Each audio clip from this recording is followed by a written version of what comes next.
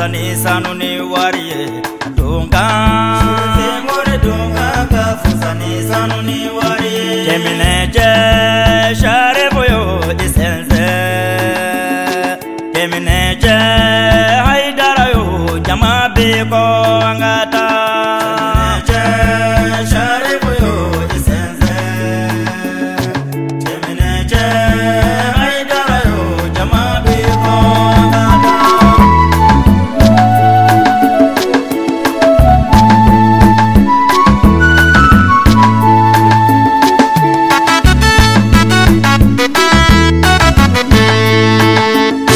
أعوذ بالله من الشيطان الرجيم بسم الله الرحمن الرحيم اللهم صل وسلم وزد وبارك ومجد وكرم على عبدك ورسولك سيدي وسيد المرسلين وإمام المتقين وقدوة زاهدين محمد وآله الطاهرين ومن والاهم بإحسان إلى يوم الدين وبعد السلام عليكم ورحمة الله تعالى وبركاته أما دليل على فعلك هنا أنك كشي أنك بركة على كوجيدي أنا وكلنا بلا جلينك أما الله الدنيا كفامي بعنوني جعنا بقول سيد شريف عثمان مدن هيدر عليك الدميالا لا دلا سانوسان جمادة ساني على تلموا أمبا سيدة أجا تانتي فاطمة تراولي على بيقول بلا السلام بلا جلما أنجى كأنني سوجا أنا فرفونيرا سيدة نساء العالمين نوي أرجينا مصوب بلا جلنكا كنتي فاطمة زهرة على كبانيني أنجى كنا فرنجون كعلى بركة دا أولا أنفلني وكنا بلا إندكا كنا إندما ينببي أنجا وجل كلا وبيان كدمنا أنجا إمام إبراهيم تراولي على بنا بوكا فوليكه الحسن سانغاري نينغا سي الحاج بونا نيان كابو كايما نونو مينا كمغوي مونو مينا لاسيلوكه وكلا سيلينو انجي انغانيا مدافه بسم الله الرحمن الرحيم والصلاة والسلام على خير الأنبياء والمرسلين محمد وآله الطيبين الطاهرين مستمعين والمستمعات السلام عليكم ورحمة الله تعالى وبركاته تغني نينكو على فيك بوانجو تورمانو الشيطاني أنا على تنينكو في أنا سولي نينكو على باين في أكا كيركا ناسو دونجوكا أنك فولي بإسلام جماعة بلجلي نور كنكا كنانجا كنكا كورتا كنكا وسا كنكا نينجني أمبافو كيرنا سمو بي نينجنا كانيا o balilew anu fatulew o bedda falen be nin kenenga ka sababu ke kira dimuso mandi aka dimuso laban no ye Fatima ye o ka bangini sangumbe Fatima to mi nale de sirfiu bay ambuka bangini nyanama ya kenede kan wala mba nyini ala fe ya rabbi mauma bian ni jurumun de nana e kana segi ni jurumu kelinye wayite segi ni jurumu kelinye sabu baraka kenado kuna ja kenado ka boka sirif la bele jele fo ka damna ankara mogala sayyid sharif usman madan haidara ana furum su sanimau ana diu ana balimau ولودي يا أنكلا نينا إنما يعرف الفضل لأهل الفضل أهل الفضل بني تيجو دبادون بني تيجي كأنك بني أنكرا مودي يا أون لكلا ككيرا يرانا كسمو كانوا يرانا كوكا بني يرانا سبي ودي كننجا سراي نوتلالا جومينا إيه كننجا سراجي ambankara mofu ka barakada ka wale nyimando sabine mamin tugura sirfiu ko ikuna jara wodela imam abu hanifa ako ana bi barakati da'watin sadratin min ali ibn abi talib imam abu hanifa ako alibi bunyamina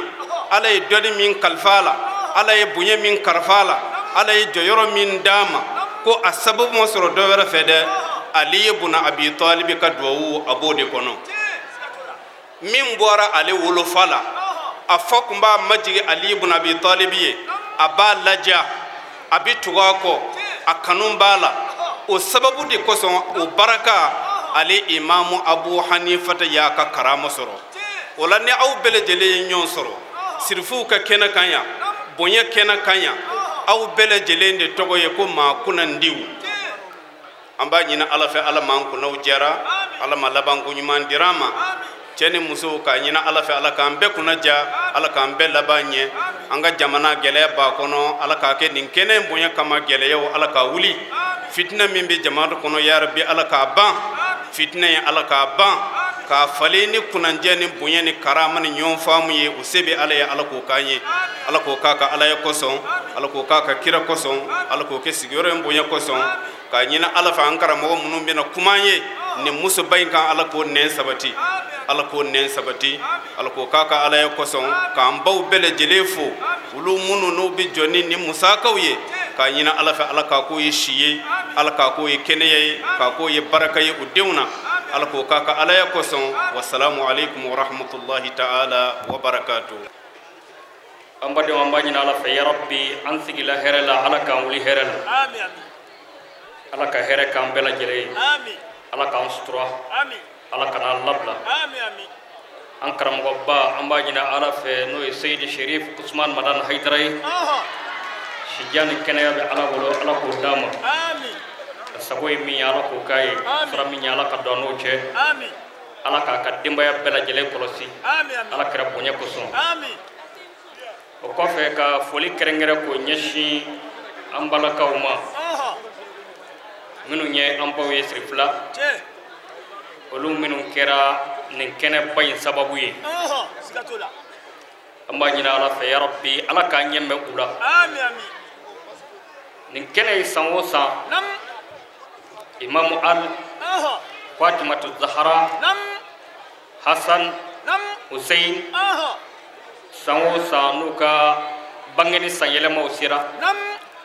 ambala kan nusrifla ya o beni kenen nu nyanamaya ka islame jama wole ka do fara anga mi jano griyalika sikatola wala amba nyina ala fe yo ngani ya nyuma min taslame wiye ya rabbi ala ku sarala amin amin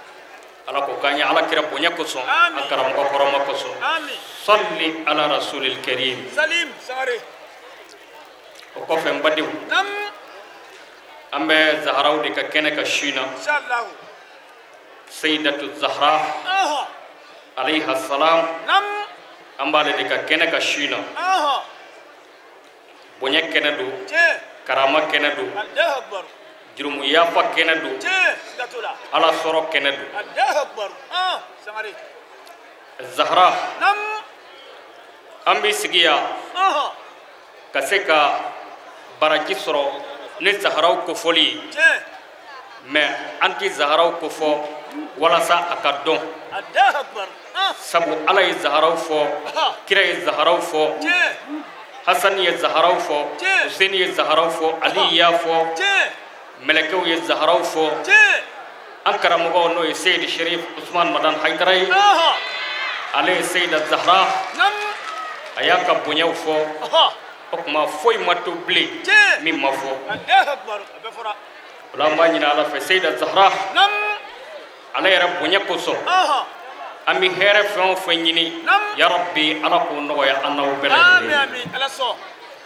sayyid zahra bunya koso amin bana bemina min tay soro kuy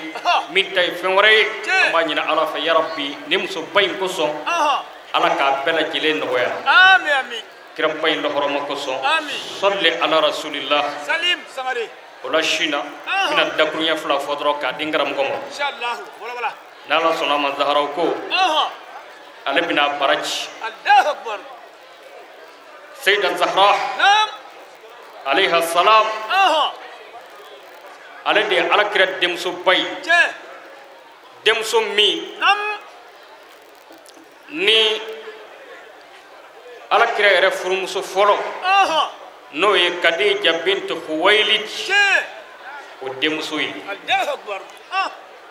belebele o debi ñom bangi sigatola sangare ala kira ka bonye anda fo kamba ndatola sabu huwa fawqa al madi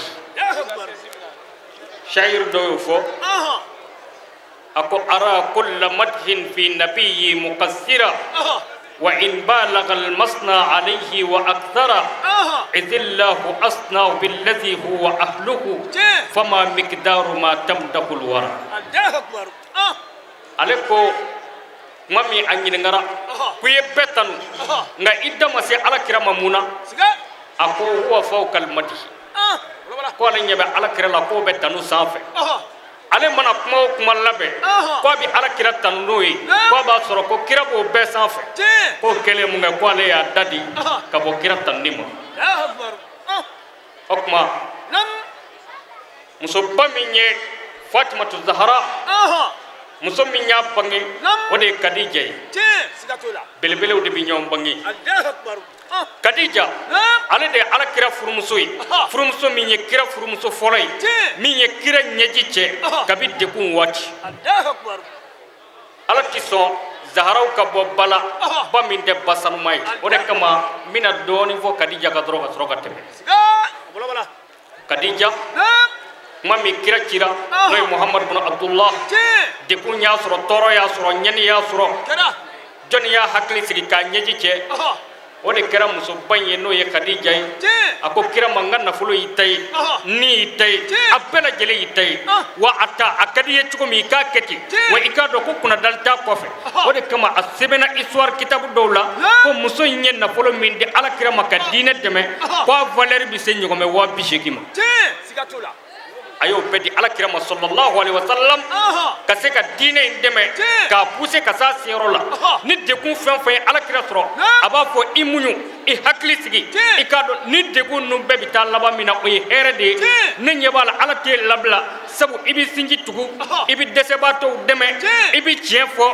Muhamadu kiri mana gɛlɛya cogo cogo e de bɛ tiɲɛ fɔ a la o tuma ne ɲɛ b'a la wallahi ni bi gɛlɛyala sini bɛ nɔgɔya o tuma sabali an ka sini makɔnɔ Fatima Zahara o musoba in min ye ala kira dusu suma ka taa se yɔrɔ dɔ ma don dɔ la ala kira ko sallallahu alaihi wa alihi wa sallam a ko ala n b'a dɔn Kadija bɛ alijinɛ kɔnɔ ma siga fiyewu a bɛ alijinɛ kɔnɔ nka ne yɛrɛ de b'a ɲini e ala fɛ i ka k'i ka alaya bonya kama i ka alijinɛ dɔ di yan k'o kɛ kado ye ne Muhamadu ye n k'a di n furumusoba in ma n'o ye Kadija ye Kadija a b'a ka bonya dɔ la a ka fatuli seli a ko ala kira ma a ko kuma saba bɛ n bolo n b'a fɛ k'o f'i ye kira ko a ma k'o ye jumɛn ye ne bɛ fila ta ka kelen to yen a ko ya Rasulallah n bɛ yafa ɲini i fɛ sabu n bɛ bana min na n b'a dɔn n tɛ bɔ a la la ilaha illallah Muhammadu Rasulullah a ko n bɛ yafa ɲini i fɛ i k'a kɛ ala kama i ka yafa ne Kadija ma sabu ne tun kan ka min kɛ e ye furu labato la ne yɛrɛ ka jate la n ma se k'a bɛɛ kɛ ya ilahi wa sayyidi a ye nafolo di k'a ni di k'a ka fɛn bɛɛ di mais ale bɛ ale de ko ala kira ma ko n bɛ yafa ɲini i fɛ sabu ne kan ka min k'i ye n ma se k'a bɛɛ kɛ kira ko a filanan ye jumɛn ye a ko o t'i ka ɲa fɔra i ma e kan ka fɛn o fɛn kɛ ne ye muso kan ka fɛn o fɛn k'a cɛ wallahi e m'i tɔ to i y'a bɛɛ kɛ ne ɲa fɔra i ma a ko a filanan ye min ye n b'a fɛ k'o f'i ye nka n bɛ ka maloya i ma n tɛ se ka ɲɛ jɔ i ɲɛna k'o f'i ye n b'a ɲini fɛ i ka bɔ so kɔnɔ i ka hakɛ to ka bɔ n b'o fɔ n denmuso Fatima ye a k'a f'i ye sabu n bɛ ka maloya i ma o fɔtɔ la kira ko sama ani wata ala kira bɔra ka taa kɛnɛ ma musoba in ko a denmuso ma n'o ye Fatima ye a ko i b'a f'i fa ye ko ne ko ni wahayu bɛ jigin a kan a bɛ to ka daliba gulɔkini min meleke a la ko ne ko ni n fatura n bɛ fɛ a k'o daliba gulɔkini in kɛ ka n kasange nka n bɛ ka maloya ka ɲɛ jɔ a ɲɛ na k'a deli a kana n'a di ma maloya kan n'a bɛnna a ma ko a k'a di yan ko mɛ n'a ma bɛn a ma a k'a dɔn ko Kadija yafalen don a ma kabi ala k'a da a ma deli ka fɛn ɲini kira fɛ fɔlɔ fɛn ɲini ko fɔlɔ de ye nin ye daliba gulɔki kɔrɔ ko kira k'o d'ale ma o ka k'ale kasange mais a ma se k'i ɲɛ jɔ ala kira yɛrɛ ɲɛ na k'o fana ɲini a sera yɔrɔ dɔ ma denmuso bɔra a taara fɔ ala kira ye kira ko n y'o d'a ma jibril la nana ni kasange ka bo alikina kono ka di alakira ma ko ka ke ka muso bayin kasange me kira ka dalba gloki de kira ka kasange folo ka soroka alikina tayinda uka ka soroka ta da ro labana o muso bay ala nyetranya muso bay o de fatimatu zahra o de ya bange ka kla ka lamo fo ka tase aka nyana kli laba doma o kuma fo ka tase aka fatuli doma bele bele o yara dama de bi nyom bangi sigatola sangare zahra abalma ala e balma do nogoya ay robala o balma nuna zainab yo doy allahu akbar o flana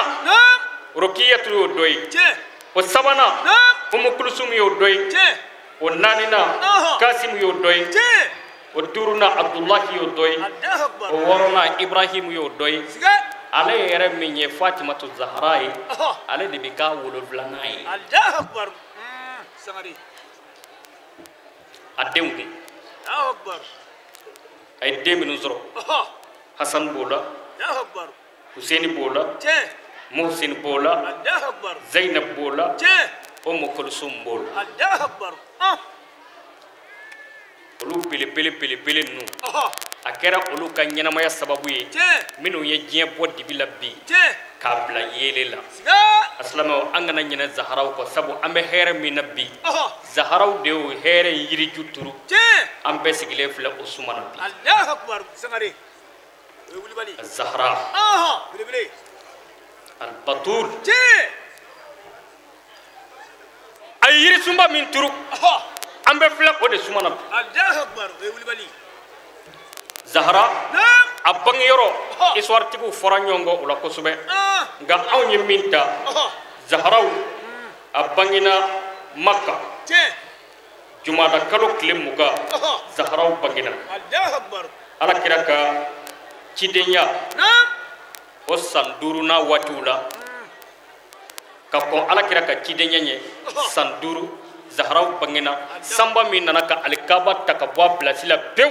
ni kureshu ya jo nu fora nyongo ka fo karsa ede bi hajarul aswad da karsa ede badda fole nyongo sita unana votike ka baka kuma ambe kan zigi sita ni mugo folo min dona o kuma ode bi hajarul aswad bla no e gabakuru fima e ode ba bla bla yorola o kele munga usigile nyebe funange don na tolala o funange na noro onaka bonye uyaye ode kara ala kira muhammad sallallahu alaihi wa alihi wa sallam kira basele ko sosolten ngola ble okuma ay gabakuru inda ala andinga manoye muhammadu muhammadul amin akada dayrola okuma kira ni hikma ni bonya ni makama kira masonga gabakuru inta ka da sabu ni bonya soro ijija kuma do ikakla ini mugo wara ke o haklima ka barai sigatala ya akbar kire gabakuru inda ayaka jalamugu da ay gabakuru inda jalamugu sanfe okuma asorlaka kabila be yamaruko aw ka kungelengelinda kabila be kungelengelinda kira ka jalamugula uya takata sa dawrola asile gabakuru dawrola kira yere ya bolo barkamata ko ke ka gabakuru da histoire tiku ko abora o yoro de la doron annana soro afurumso banya yere soro fatimatu zahra allahu akbar sangari aslama ambe dugoke zahra punya koso ambi here fon fanyine ala ka benno amin amin ala so o wati asro ala kira sallallahu alaihi wasallam itwaru ya siben chugo me kwa sik me sambi saba ani duru allahu akbar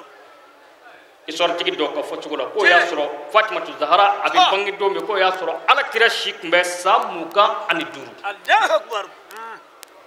zahra Allah mona kira ka dubay ngono ka moy ne ala ka jey wahayu jigina ka tuy kira ba lakala kadija ba lakala sigatala bima il wahyi allahu akbar qur'an mi bi jigi ala kira ka kira ba lami odela sokono mogo debe sokono ko do kateme kenema mogo ka siga godo allahu akbar muso bayin fana apika de lamo ni jogo ni qur'an ni hadith ni ala kira jogo yi no e khadija bintu khuwaylid allahu akbar sangari zahra kitabu tigi ko Allah mona kira ka sokono ni hina ni makari ni bonya ni karamai fo ka ta se a wolo bamso bay no ye Khadija o fatuli Allahu akbar la ilaha illallah Muhammad rasulullah Khadija fatule ku muso warate ala kira bolo o yorobe Fatimatu Zahra a jora ala kira furu muso ya joro la ka kala ka jo afai den ya joro la sigatalla Allahu akbar abi kira ka tobilu ke abi kira ka ciu ke ni kira dusu kasila aba hakli sigi sigatalla wade kama kira kuma fo Fatimatu Zahra ma ko ummu abiha ko de mingera abba a de fay sigatalla Zahra de mingera afa bay siga Allahu akbar ha Zahra Allahu akbar yani kira ka muso wara furu Zahra jora ala kirai wallahi ni toro e kira soro abi wuli kijo sigatalla amma son de kun shika ala kira soro anyana nami se ko kan Allahu akbar sigatula kafiru bi nyogome utonzo tawba bla ala kira sel tola koka Zahra de kumita ka to nogo nunu ko ka bo ala kira siga aslame Allahu akbar ayo segeno nyani minke kada bi on fle o jirishu de sumana keneka Allahu akbar shirifi o shirifi ibora Zahra udila siga Zahra de inna a'tainaka al-kawthara fasalli li rabbika wanhar inna shani'aka huwal abtar sigatalla Allahu akbar Zahra ala de inna a'tainaka al-kawthara mammi ala kira de fatura u be fatule Zahra tule maga kafiru siga no ya asibun wa'ilu na nyogonawi oluko ko ala kira kotikera ko kira kotikera o yoro be qur'ana aya jigina ko muhammad e ko matikede anyi so bona chamana o bona chamai olu nana joni ngasira fe Fatimatu Zahra anyi so o bona chamana ijigi kana mise ijigi kana tige bona kola demso mimbi bolo ni ala sonama i ko bebi na bo udina sigatalla sagari Zahra bile bar ala ko nyi son bona chamala e jugu e konyaba e hasidiyaba e nyengoba minti fekiye huwal abtar o de kotkele Allahu akbar aslama bi kone anya yede abe keneka Zahra bi sirifi hakke min be ala ka dugu kolo sanfɛ bi hakke de bala o kacha Zahra bona min be bi hakke de bala ko sayna u ye jate ke jate laba min sera ka sɔrɔ u fɛ o kuma jate ke jate min ko fɛ fɔlɔ mogo million 30 ani ko sirifi la min sera ka jate u ma min yekun Allahu akbar kacha mogo million 30 o de sera ka jate Fatimatu Zahra ko la Allahu akbar sagari u ma min yekun kacha o ma jayele sigatola akuma aslamu Zahra ko mogo shi se ka bonya fo ka sa dana ibi do de fo sigatola do bi ta ki da Allahu akbar amba nyina ala fe ni muso bay a bonya ko so anga jamana yere ala ka suma amin amin kira ballo horoma ko so amin salli ala rasulil karim salim sagari wala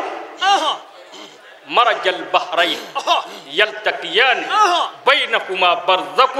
لا يبغيان ولا ولا afurujeba no senna li qur'ana yolu mo fla ko fo ya tafsir tigi do ka fatula ko bawyo fla bi woyo ka nyon gumbe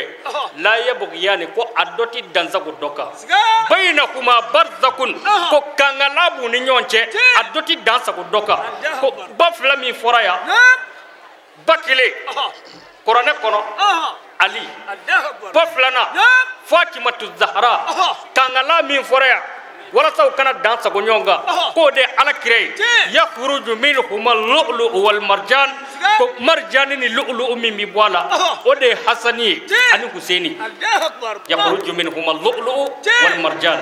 lulu way hasani marjan way husaini sigatalla sagari ya akbar aslamu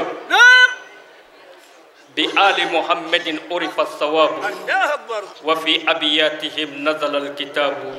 محبتهم صراط مستقيم ولكن في مسالكه إقاب هم النبأ العظيم وفلك نوح وباب الله وانقطع الكتاب الله أكبر سمري ذكر دلا دوكوتي بيت دلا دوكوتي أكو بآل محمد نكرا سمغوي عرف الثواب دينين تشين أنا غلو ودونا كبونيو سيغا ودونا كنكا وفي أبياتهم وكسكو نزل الكتاب قرآن جيجنا يدي يا أكبر سيغا تولا محبتهم وكانوا صراط المستقيم ودي صراط كليلي هم النبأ العظيم قرآن النبأ العظيم مفو ودي كرا سمغوي الله أكبر أدو ولكن في مسالكه إقام الله أكبر كم سرفي كانوا kira somɔgɔ kanu k'o sira in minɛ n'i ma kɛ cɛ jɔlen n'i ma kɛ muso jɔlen k'u b'i bɔ a ka sabu ko nɔgɔman tɛ tongo do i bɛ kuma dɔ min tulo la min b'i si jɛ tongo do i bɛ kuma dɔ min tulo la min b'i hami min b'i dɛsɛ ka sunɔgɔ nka n'i sɔnna ka sabali o kan ka muɲu o kan lahara don olu mɔkɛ de ye surunali doba ye lahara don olu ba Fatimatu Zahara ale de bɛ surunali don lahara don o mɔkɛ n'o ye Seydina Ali ye o de bɛ surunali don o tuma n'i sɔnna ka sabali dekun ni ɲɛni ni tɔɔrɔ kɔrɔ lahara don ko olu de b'i surunali don o tuma a nana riwaya dɔw la k'a fɔ n ka bon ani n tɛ baara kɛ o tɛ kelen ye Zahara don dɔ la a ye ɲɔ si fo k'a bolo gulo la ilaha illallah Muhammadu Rasulullah Zahara ye ɲɔ si fo k'a bolo gulo ka ji bɔ kɔlɔn na fo ka disi dimi bila a la Zahara denw b'a bolo ka fara o kan parce que Hasan ni Husaini u ni ɲɔgɔn cɛ man jan histoire dɔw ko kalo 6 de b'u cɛ dɔw ko san 1 o den fila b'a bolo wugu b'a bolo a bɛ ka sili kɛ kira nana ka bɔ kɛlɛkɛyɔrɔ dɔw la jɔnmuso dɔw b'a bolo o yɔrɔ bɛɛ Ali ko a ma a ko ne b'a dɔn e bɛ maloya se wɛrɛ tɛ ne ye se fana tɛ e ye i tɛ taa i fa yɔrɔ la ko a ka jɔnmuso dɔ d'a ma o kana k'an ka baarakɛden Fatimatu Zahara a taara yen ko a bɛ t'o ɲɛfɔ Alakira ye a maloyara a ma se k'a fɔ kira ye mais kira yɛrɛ y'a dɔn nakun b'a la soir dɔw la ko a seginna ka taa a ka so baro wulilen Alakira taara a nɔfɛ a ka so a ko n denmuso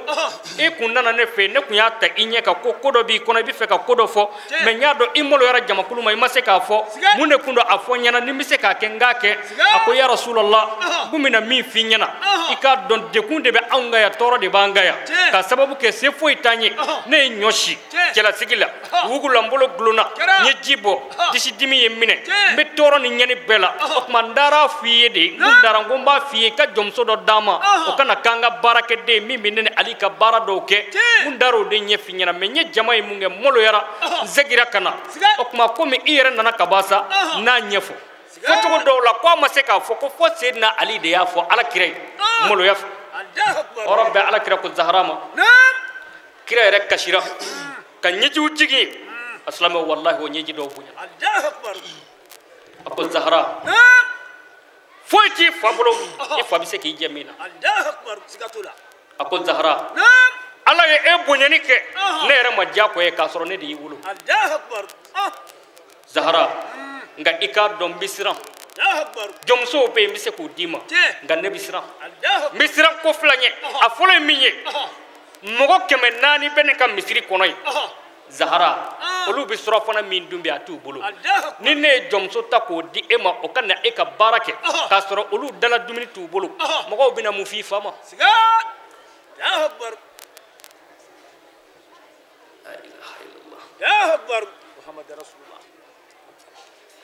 a silamɛw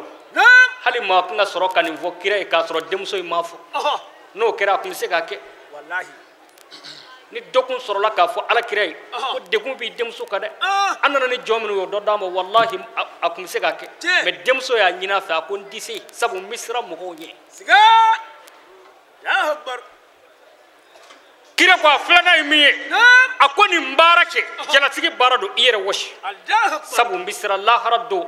ala kana ni mina sayyidina lika hakke do kara سيجا الله أكبر سمري ni barake الله أكبر kira sorola ka Allah dunya نعم التسبيح لا زهراء الله أكبر kira ya Allah dunya Allahu akbar shem bi sabani nani سيجا subhanallah shem bi sabani saba alhamdulillah shem bi sabani saba akon na se ka jomso kon dima ngana ni dima ki hakli to na Allah hara ala ko fara idraja سيجا تلا الله أكبر aslamo kira ka du kon na ko yem magar to ku الله أكبر سيجا تلا zahra الله أكبر kira ni foy sallallahu alaihi wasallam سليم me ka soro kira de kumbale tegeta ka ira sahaba ula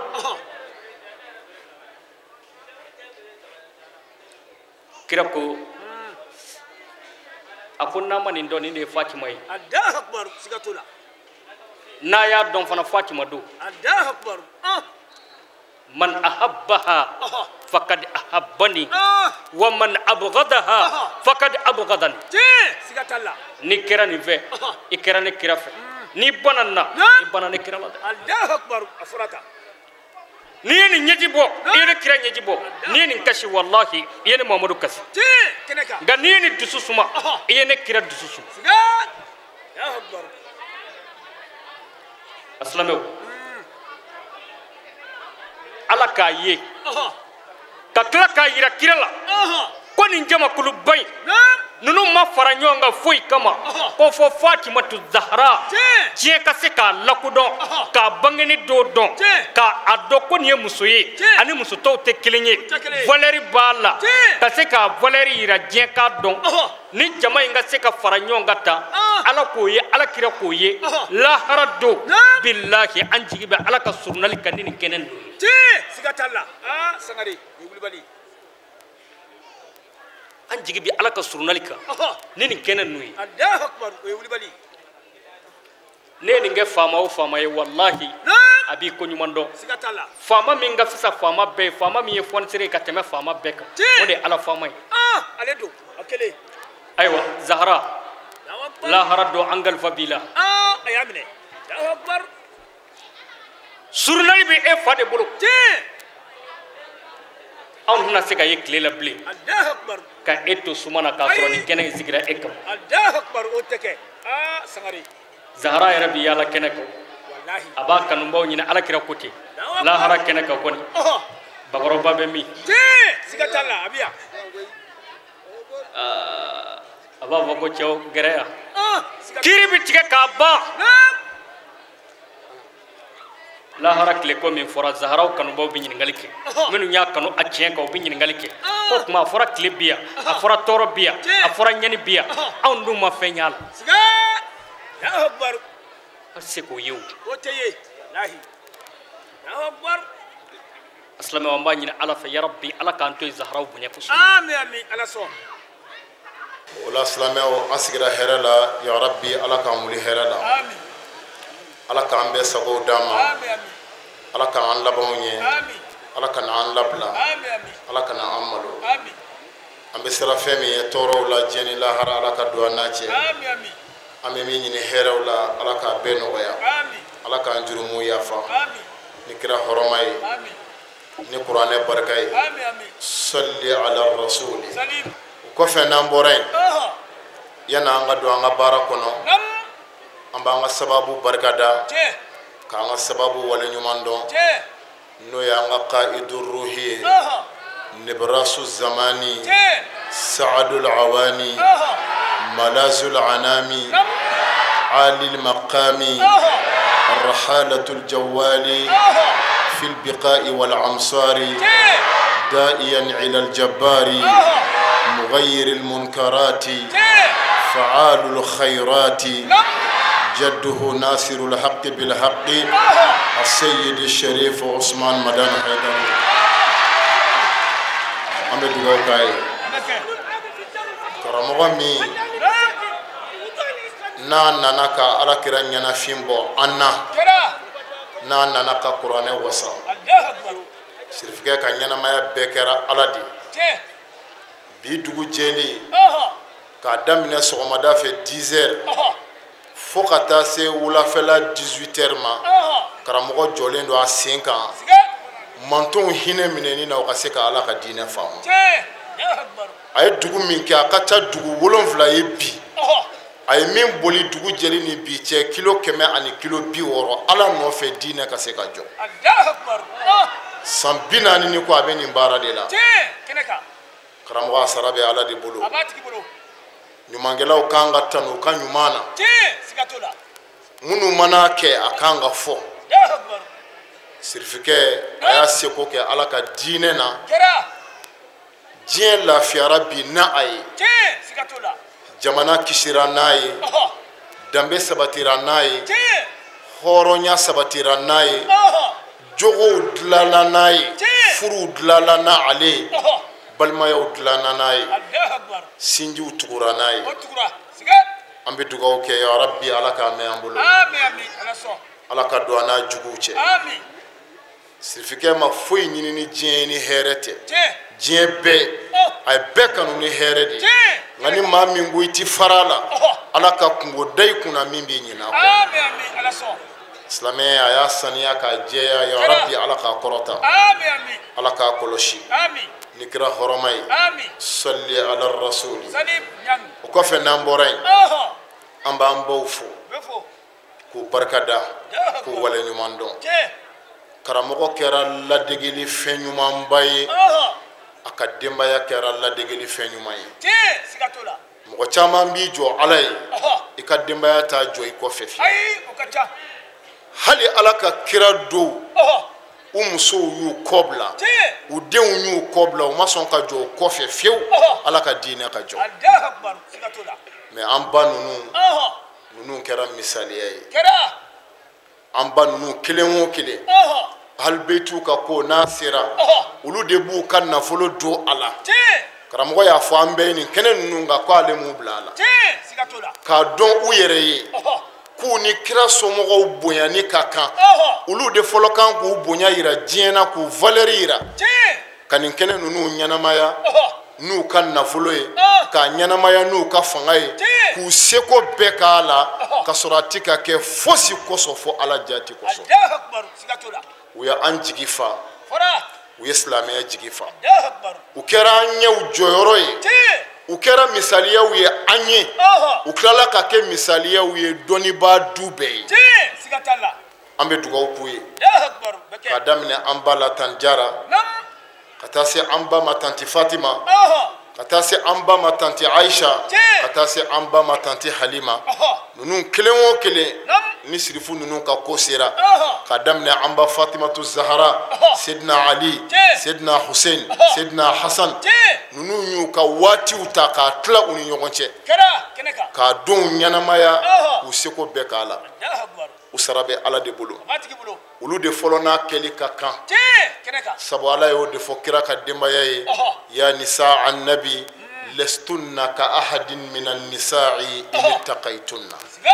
Wala wala. Ala ko Ala kira ka du musow de ma ko aw ni muso tɔw ti kelen ye Tiɲɛ. Siga t'o la. Mamadu ka denbaya aw ni du si ti kelen ye aw ni muso tɔw ti kelen ye Ɔhɔ. aw ni maa si man kan ka dugukolo kan Tiɲɛ. n'aw siranna ne ɲɛ Ɔhɔ. ka siran ne Ala ɲɛ k'an gasi sigi Naam. ka to n ka kira kɔ ka diinɛ jɔ Ɔhɔ. lastunna ka ahadin min annisa Tiɲɛ. Siga t'a la. aw ni muso si ti kelen O ye tɛ kelen ye. nin du in ye kira ka du de ye Tiɲɛ. Kɛnɛ kan. nin du in ye kiraya du de ye nabiɲumanya du de don Tiɲɛ. ni an ba ninnu jɔra Ala ka diinɛ kɔrɔ Ɔhɔ. u k'a dɔn ni muso si tɛ kelen ye Allahu Akbar. u sara bɛ Ala bolo A b'a tigi bolo. an bɛ dugawu k'u ye si ni kɛnɛya ni lafiya Ala k'a d'u ma Amin amin. ya rabbi Ala k'u mɛn an kɔrɔ Amin. u ye diinɛ in wasa ka an karamɔgɔ jigi sigi Kɛra. k'a wasa ya rabbi Ala k'u mɛn an bolo Amin amin. Ala k'u kisi k'u tanga Amin. Ala k'u kisi k'u tanga Amin. ni kira hɔrɔma ye Amin. ni su in na barika ye Amin. salli ala rasuli Salim Nyang. o kɔfɛ n'an bɔra yen Ɔhɔ. an bɛ silamɛya ɲɛnamayali o kɛnɛ de kan Tiɲɛ.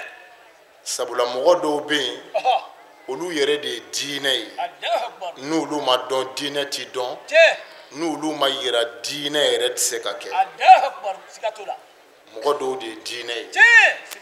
n'olu ma dɔn diinɛ tɛ se ka dɔn o de la Seydina Ali don min a bɛ bɔ Amru bun Wuddi fɛ kira ko nin yɛrɛ de ye silamɛya bɛɛ ye min filɛ ka bɔ kafiriya nɔfɛ a ko Seydina Ali yɛrɛ de ye silamɛya ye ala kira ka denbaya Fatima Ali Hasan Hussein tiɲɛ yɛrɛ yɛrɛ la u kan ka dɔn kɛnɛw kan ka sigi u tɔgɔ la nin don ninnu kan ka ɲɛnamaya nin don ninnu man ka tɛmɛ silamɛya kɔnɔ ka sɔrɔ a ma dɔn o man ka kɛ fiyewu sabu alakira sallallahu alaihi wasallam a ye olu de kofɔ k'olu de yira ala ko kuranɛ kɔnɔ ya ayyuhal ladzina amanu taqullaha wabtaghu ilayhi alwasila ala ko kuranɛ kɔnɔ mu'miniw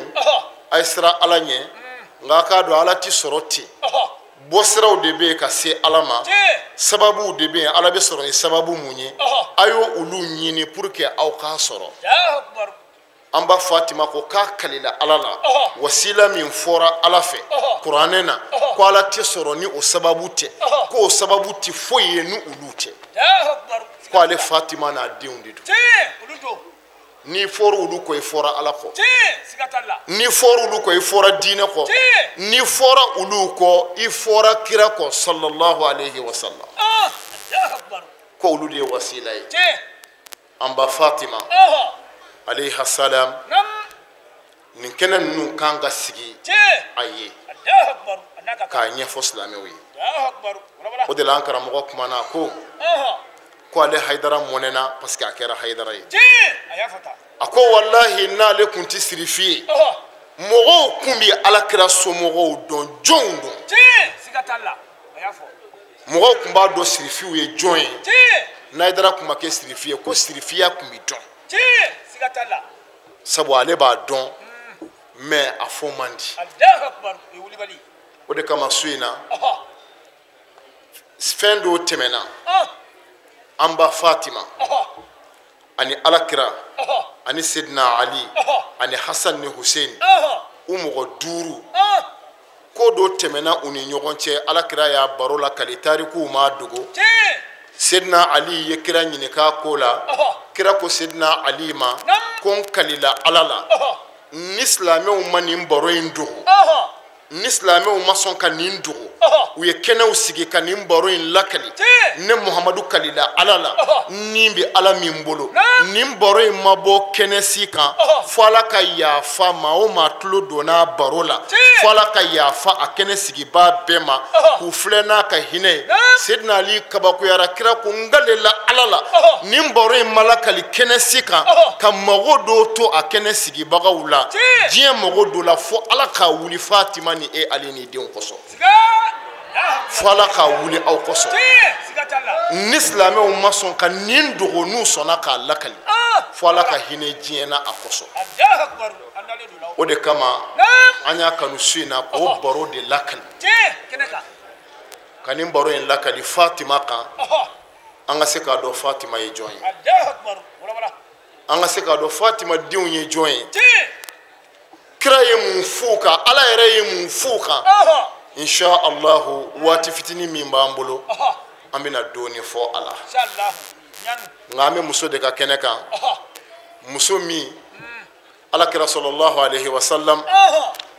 a ko ne Muhamadu tɛ se ka jɛn fo Fatima de ka jɛn o kɔrɔ ye de hali n'i bɛ ne fɛ ne Muhamadu bannen don i la ni Fatima ma kɛ i fɛ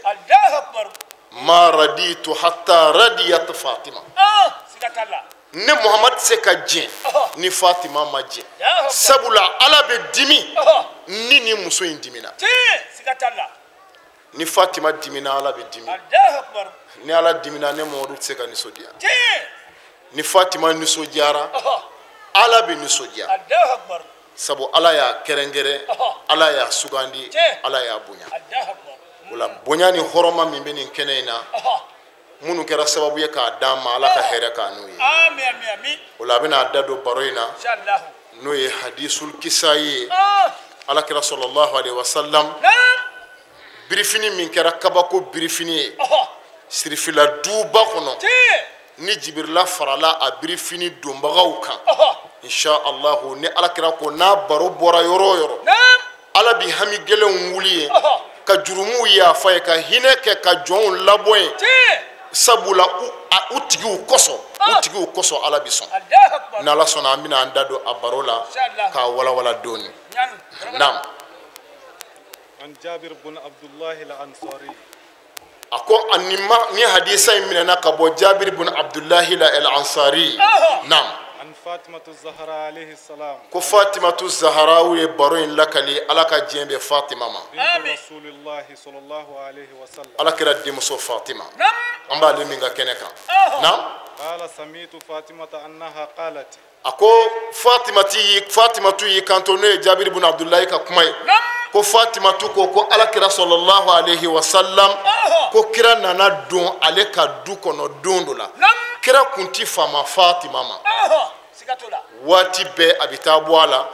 an balmakɛ filɛ k'a fiyɛ hali ni kira kun bɔra kɛlɛ yɔrɔ la n'a nana bɛ fɔlɔ misiri kɔnɔ karakan fila seli ye ka sɔrɔ ka na Fatima de lajɛ fɔlɔ a bɛ lahalaya jumana a bɛ cogo di ka sɔrɔ ka taa ka so Fatima ala kira sallallahu alaihi wasallam anana do amba Fatima kan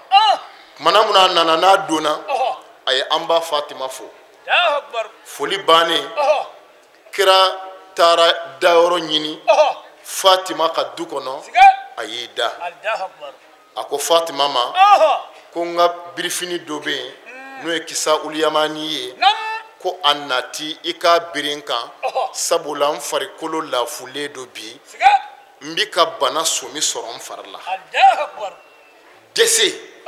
ani lafu mbe ko somi soro o kama birifini nta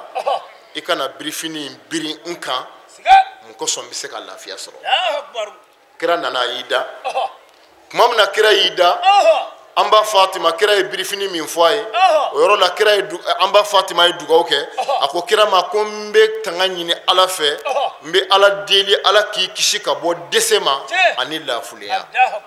o yoro la amba Fatima atara kira ka birifini ta kira e birifini min ko fo aye birifini min ni kabako bala anana birifini ta ka biri ala kira dalen kan sallallahu alayhi wa alihi wa sallam naam سرت أنظر إليه amba Fatima ko kuma mna le birifini biri kira ka tora ka kira dale naje kira e birifini bira ka kungolo to kenema وإذا وجهه يطلع لو كأنه البدر في الليلة التمام ako ale nyebe ala kira nyena bi ka yelengu ka noro boy ba fo kalo kleta ani nani ale be ka kira laje be ka kabako ya kira nyeda la ako ale bo chogo la soni Imamul Hasan onana ka salamudi kwama ko assalamu alayki ya amma ko ala ka kisi bi ka neba sidna Hasan ayamba Fatima fo ayisi soni ngara dora ko amba Fatima ma ako inni asummu raihatan tayyibah ka annaha raihatu jaddi rasulullah sallallahu alaihi wasallam akwamba Fatima ma sidna Hasan mamna kira ay foli ke ki sigi du kono ataka la mako kira bi dali so de kono fini birile do aka anana ya amba Fatima fo soni ngara ko amba Fatima ma akwa be ko minnu abe ko minnu be ka suma soro suma min kasakadi suma min be ko min mo ke suma sabu kira suma tunti dogo ni kun fora kira ko na fora bora na dona kare o kare kono ni temena o kare la ibado kwa temena ni kare inve sabu ni kira kun dona kare o kare kono klebe binka kira sumato o kare kono kasura ma parfien ke fi Sidna Hasan ko amba Fatima ma ko ne numbe ka suma soro suma imbe ko mi mo ke suma Fatima ko Sidna Hasan ma ko tiedo ki mo ke be dale birifini koro yoro be Sidna Hasana wulla kani jokira dalila nam وقال السلام عليك يا جداه يا رسول الله Sidna Hasan nani jokira ma ko alaka kisi bi ka ya alaka kira ya moke تأذن لي أن أدخل ما قطعت القساه yoro la Sidna Hasan ko kira ma akombi ibi jena ye kira ngado fini nkoro ka fare kama ibi jena ye nga do birifini nkoro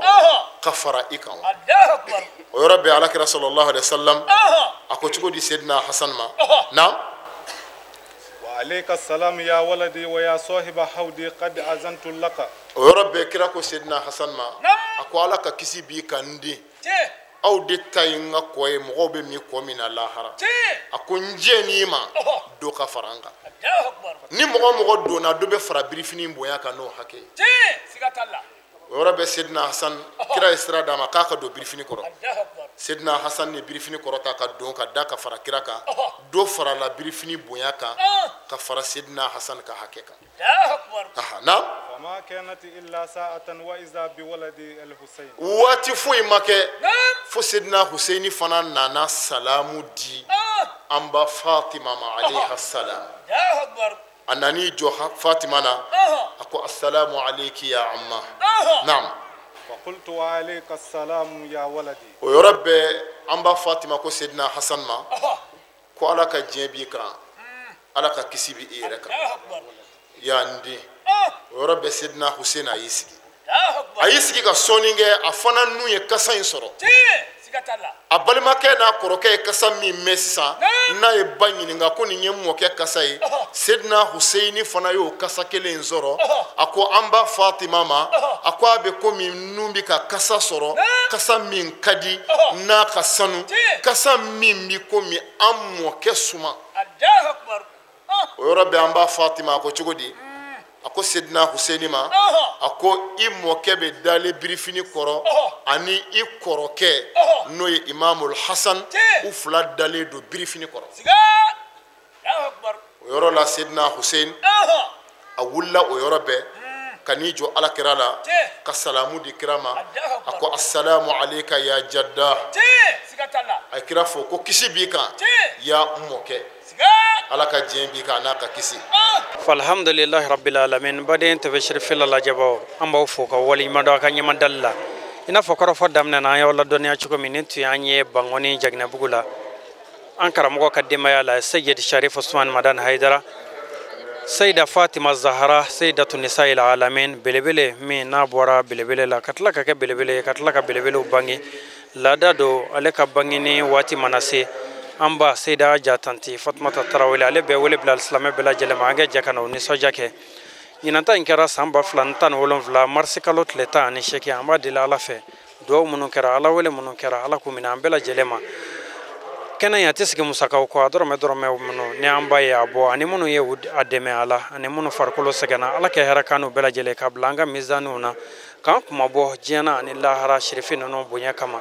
an bɛ aw fo ka waliɲuman dɔn a ka ɲɛmadali la ni ne sɔrɔla ka lase aw ma a k'an bɛn diɲɛ waati wɛrɛ wa shukran lakum fi amanillah.